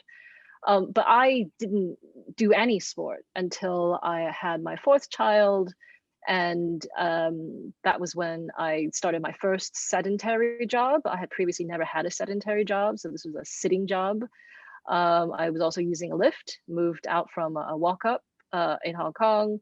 I was, taking transport instead of walking to the office. And all of this, plus probably my age and eating habits, meant that I developed a mild form of gestational diabetes. So that was a real wake-up call, because anyone who develops this when they're pregnant, there's a chance it could come back. So higher than if you didn't have this when you're pregnant. So after I had my fourth child, I was like, okay, I really need to do something. But I didn't like any things that I knew about. Like, I didn't want to run, I didn't want to walk. I'd been doing yoga for years, but I just thought my mind would wander during class. I just didn't want to do it, right? And all the classes in Hong Kong are an hour, and I just didn't want to do an hour in yoga every day, or even a few times a week. So I started asking around. One of my friends suggested something called F45. I was like, what is that? And it's high intensity interval training. I was like, what is that? Okay, that sounds really, really hardcore. So I hemmed and hawed, didn't want to do anything. I was so intimidated. I was like, how am I, who I don't even run, how am I going to do this? So my husband actually gave me the push. He got in touch with an acquaintance who was a trainer. And then she kindly said, okay, I'm in Hong Kong, stranded due to COVID. I will take you to a class. And I was just like, oh, okay, if you take me, I will go. And that was my little step toward fitness. And it was quite painful the first few weeks because my body was not used to exercising. I was massively sore. I couldn't lift anything beyond like 2 kg. I couldn't lift anything. It was really, really painful, but I enjoyed it. I thought it was fun and it was short. And I just thought, okay, let me just keep doing it. And now I go every day. And I really love it. And sometimes you just need to kind of push yourself. And if your network helps you as well, that helps a lot.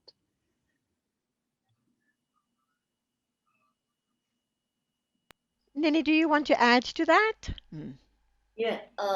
Well, let me remove this. I'm at the office and we still have a mask on policy, but although I'm inside my office. So anyway, yeah. Well, first on the first question on what the impact is on, not having confidence. For me, not having enough confidence, you can infect others by that feeling that you are, not confident at all. So, the definition of confidence for me is, it doesn't mean that you must know everything. Well, you can be inadequate to do the job, but still be confident by admitting first to yourself that, I need to learn this. I need to acquire this skill. And then once you do that, you share it with others. So being confident doesn't mean knowing everything and leading everybody because you have the experience, the skills, and so on. So you don't know everything. You need to learn. You may not be that prepared really for the task, but you can work at it. So you can do it. So as I said in my example earlier regarding the integration of our newsrooms, I can't say I was really prepared for it. But what I did personally first was I knew that I have to learn. So I took courses, I welcomed opportunities to attend trainings, talk to people, talk to experts, talk to the best people, and keep that link with them, and then share it with your staff, with the newsroom. So that's how I was able to address that lack of confidence in leading the newsroom towards integration. Okay. We've got two questions, and they kind of related, and I think Juliana probably direct them to you. So the first one is to Juliana. How do you deal with the assumptions being made against you in the workplace after you become a mum? That's the first one. And that's from Lily. And then Jeanette is asking how to manage the expectations of a prospective employer when negotiating the detailed job scope of a new role, when you're taking it on as a new mother or the mother of an infant or a toddler, without sounding too entitled or risk coming off that way to an employer. And Jeanette says that she would personally say that if she was an employer, she might get a bit turned off by somebody who ring fences too many things and is too protective of their personal family time. So yeah, expectations as a mother, or changed expectations and perceptions, assumptions being made against you in the workplace. But then if you are a new mother, how do you negotiate to be able to ring fence some of that time without sounding too entitled? Okay, so where do I begin with the assumptions? I would love to tell you in a postpartum world where it doesn't matter if you're a pregnant person or not, but I don't think we are in that postpartum world. I had my second child. I was pregnant with my second child when the basically umbrella protests in Hong Kong started. I was 34 weeks pregnant when it started. This was then the biggest story of my life, and the biggest story in Hong Kong for many, many years. And I was 34 weeks pregnant. The timing was horrible. I won't lie. I was upset by that. There were assumptions being made that I couldn't go out. So because I was pregnant. So I remember a conversation with the World Duty editor on duty when I think I rang her to say something happened, I was going to go. And she was like, oh, really? I heard you weren't supposed to go out. I was pretty pissed off. I was pretty angry about that. I dealt with that by ringing up my boss. Well, no, I didn't. I told her I am indeed pregnant, but that I'm simply pregnant. I'm not sick, perfectly mobile. It's not unsafe, this particular protest I was going to. And yes, back in the day, it was fine to join a protest in Hong Kong and not have to worry about something happening. So I simply went. And then afterwards, I spoke to my boss. And I don't know what he did. I hope he emailed people, but I don't know if he did. That particular issue didn't come back again. At the same time, as someone who was quite large, there were certain types of protests I didn't go to. So if there was a lot of shoving involved that I didn't feel comfortable with, I didn't have to go. I was tear gassed when I was pregnant, not very pleasant, but okay. There was no adverse kind of effect. I think you have to simply deal with those assumptions in a very polite way. Oftentimes they're concerned for you, and you just try to very politely and try to do this with no anger. Assure them that you're perfectly capable of doing your job, that your doctor has signed you off to do it. In which case, my case, my doctor did sign me off to do it. She actually measured my cervix to tell me that, oh, you're fine. Your cervix is actually really long. There's no chance of any kind of, of you going into labor anytime soon. This is like 4 weeks. So I think that was kind of bad news. But anyway, yeah, I mean, you do what you need to do to get that assurance from, again, your circle or your people who support you, which does include bosses and doctors and people like that. So that's how I dealt with those assumptions. I'm not going to say that by doing that, assumptions no longer existed. I think they did, but there's nothing I can do about that. So I just try to get along with doing my job. The other thing about managing the expectations of a prospective employer. So I think this one, a couple of elements to that. It depends on what the job is like. Obviously, if it's a breaking news role and you're expected to be there for breaking news, you may have to negotiate, well, I'm potentially on call during these and these hours, and after 10 p.m. I'm off until 6 a.m. You may have to negotiate something like that.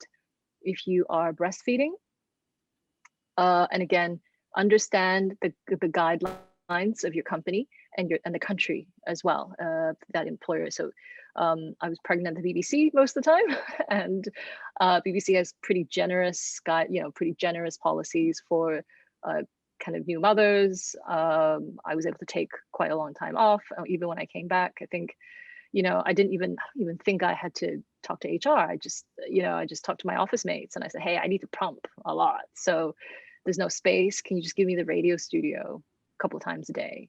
Is that cool? So if it's that kind of negotiation, I think that is absolutely fine.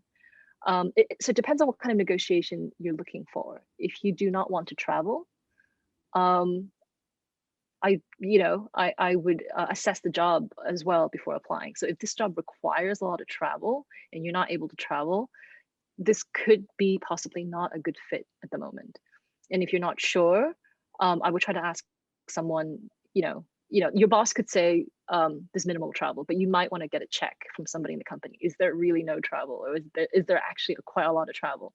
Will you be, penalized for not traveling? So I would try to get as much intel as you can from other people at the company if you don't feel comfortable approaching your boss. As journalists, I think you guys are very good at getting that, right? You should be very good at getting intel about a particular job. I wish I could say that if you don't get what you want, you should feel free, to leave the job. But I realistically, I think the times are tough, and a good job is hard to come by. So I'm not going to be so blasé about telling you, well, if you don't get what you want, you should just say no thanks. Well, sometimes we need the jobs to feed our families. So I would say try to negotiate, but get intel from the other people. Get intel also about your boss. Is this someone who's understanding? Is this someone who is going to, not going to be accepting? Try to get that intel before you kind of weigh up what you're going to say or communicate or ask for. Paula, can I just add a couple of things to that? Just real quickly, the intel, I think, part that you mentioned, Juliana, is absolutely rock solid. And that, by the way, is useful not only for issues of being a parent, but for any other issues of how people are treated in the organization, time off, whatever it may be. There's, I think, last count I saw about 5 different sites like glassdoor.com. You can Google them where you can get reviews on different organizations, whether it's a newsroom or a corporation, and how they treat their people, and their user-generated reviews. So go to Glassdoor and then search for the other ones as well if you don't find your company, their prospective company there. In addition to doing that, to try to sort out how they're going to be toward whatever it is, whether it's parenting or maybe you have religious beliefs that require certain time off or whatever it is, you want to get as much intel as you can on that. The other thing, in terms of looking for your boss, if you can recognize who the hiring person is, what their, go to their social media feeds if you can and see what they're doing in their spare time. Are they family people, right? Do they have kids? Are they always out doing something? Because that might give you some insight into you being able to open a conversation about, what is work-life balance? Don't say kids, don't say anything. Just say, what does work-life balance look like here at this organization? Those sorts of things. So you can kind of couch and phrase things in a way that don't necessarily give away exactly what you're talking about, but get to the point of it. And also doing that background check and search. Obviously, if you have any friends there, you certainly would talk to them anyway and see what they say about it. So just a couple of tips. And I think you can do some of that online. Thank you very much, Glenn and Juliana. Those are really good. That's good advice for young mothers. Nini, I wonder if I could ask you that there's a question from Maria Bettina Valareso, who's asking, as a young professional working in a newsroom dominated mostly by older superiors, can you share some tips on how do we build our confidence in voicing out our suggestions? Okay. Yes, well, most newsrooms are populated by more senior supervisors. So yes, and there is a difference between the millennials and the veterans. At times there are conflicts regarding relationships, or it's not easy for them to work with each other. But what I can suggest is this, that you have to open up that communication channel with your superiors. And when I was editor-in-chief of the newspaper and we have young reporters, I would welcome those times wherein the reporter would approach me and have come up with a suggestion regarding coverage or treatment of a story, what to pursue, who to talk to, or even about their own problems on why is it so difficult to talk to the governor or the mayor or to get information from the police. So I welcome those opportunities, in fact, when they come to me and discuss their coverage or news reporting problems. So my advice to the young reporters really is, you have to talk to your editor. You have to work with your editor, because it is through that relationship, that conversation, wherein the editor can also gauge your interest in your work. Are you dedicated? Are you sincere in being a journalist? Or is it, just something that you're trying out first? So talk to your editor. There's no other way to do it, but, do it the proper way though, meaning not in outside the newsroom. Maybe go to the office of the editor or to his desk and talk to this person. Open up to them. That's my suggestion, because based on my own experience when I was a reporter, I remember that our newspaper spelled a certain country, the spelling of the country's name was wrong, and I corrected our editor-in-chief about that. And it wasn't a country, it's Kaohsiung of China, and the spelling was H before S. And we were doing it wrong all the time until I checked it out, and the Kaohsiung leader came to Cebu and spelled it correctly for us.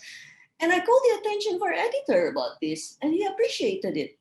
And after that, he would give me tips. He would be more open to me. So open that channel to your superiors, and you and your editor will benefit from that.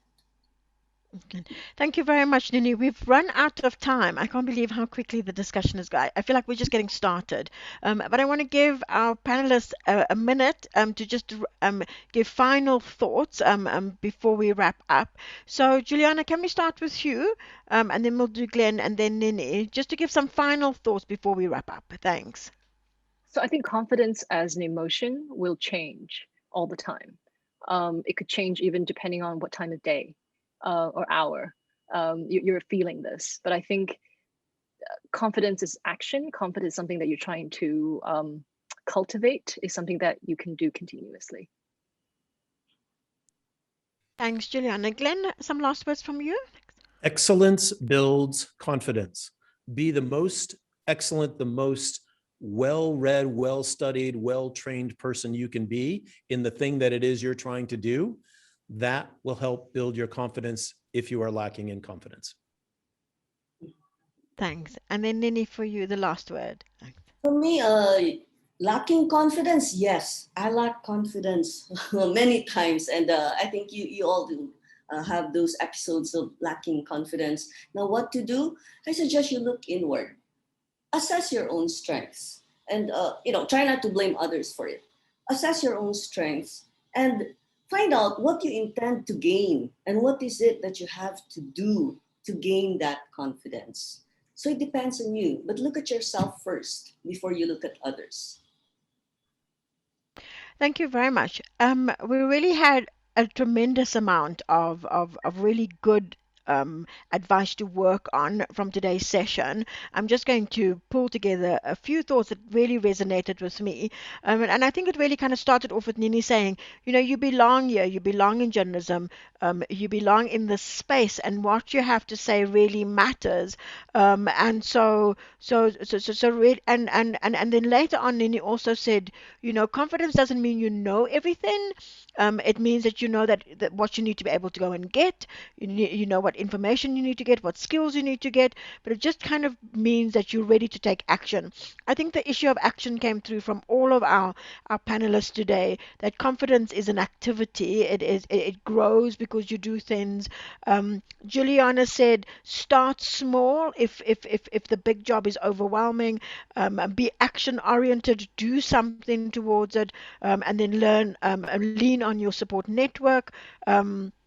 Glenn had 4 key pieces of advice, as well as his kind of wrap up piece of really, right, be the best you can be. Glenn said there's not one problem that you have right now that someone else hasn't had before you and hasn't dealt with before you, hasn't overcome before you. So there's always a way to get out. You absolutely need to recognize what your own passion and skills are and follow those. And I have to agree, Glenn, you're not going to build confidence trying to be somebody you're not. You really build confidence being passionate about what you're doing. Upskill yourself so that you have something to offer. And then look for mentorship, work with mentorship. The impact of a lack of confidence is huge. It's paralysis. It's basically not going for the job that you could do. We've all been in that situation where we see someone we've trained or worked with or worked alongside or graduated and get the job. We know that we would be able to do better, but they got it because they applied and we did not. And so on that note, I wanted to say, thank you very, very much to our panelists. Such an incredible array of experiences and advice brought to the table today. I personally really feel like I have benefited so much. I am the kind of person who thinks I'm very confident, but can be paralyzed by a small task that, where I know I have the skills, but I just have that the pain of creating, of being judged for doing something sometimes can be quite overwhelming. So thank you very much for today. I really, really enjoyed it and really valued your input. I wanted to remind everyone, not only the fellows, but also our guests today, that on the 29th, Tuesday the 29th at 2 o'clock, Singapore, Hong Kong time, we're going to be looking at how to write winning product proposals. We're going to be both at the issue of product management, but also how do you write a proposal that somebody else is going to have to judge and decide whether it's worth either supporting internally or even funding externally. And so on that note, if you haven't signed up, please do sign up. I promise you it will be worth your while. On that note, I'm going to hand back to Ginny to do the wrap up of today's session. Thank you very much, Glenn, Juliana, and Nini, for that. Thank you, Paula, and the panelists, Nini, Juliana, and Glenn, for some great takeaways there. And this session of building organizational resilience and the confidence to lead. I think some things that really struck me is confidence takes practice. So, take the opportunity to just practice, whether it's public speaking, whether it's, addressing your team, whether it's, coming up with new ideas and initiatives. These things take practice. So create those opportunities for yourself. Also, open channels of communication with your superiors. Nini's tip just now, what she mentioned about, talking more, having the younger ones come up and speak to the bosses. This is actually important face time, because you never know what's going across your boss's mind. For example, if there's an opportunity for a program, a fellowship, a training, for example, and if you happen to walk into the office, or drop in to say hello or ask a question, that person might say, hey, by the way, would you be interested in this? And so sometimes serendipitous opportunities come along like this. If it's a sort of a really huge opportunity that you're wondering, debating whether to take up, use your network, like Juliana said, lean on your network, and whether it's a superior, whether it's a friend, a peer, a family member, talk through the issues, to help you arrive at a decision. Because if you don't seize the opportunity, and if you really want it, it will, someone else will, and it will disappear. So, these things you have to act fast. So, use your network of support around you. And finally, if you are in a position of authority or in mentorship, please guide those under you and those that you have the power to open doors for, because these opportunities are so valuable to them and could be potentially life-changing as well. So, pay it forward. If there are people who have given you those opportunities, pay it forward now to the younger ones under your charge, and give them these new opportunities to challenge them and to let them fly. So with that, thank you very much for joining us for this session, and we'll see you at the next one. Bye-bye.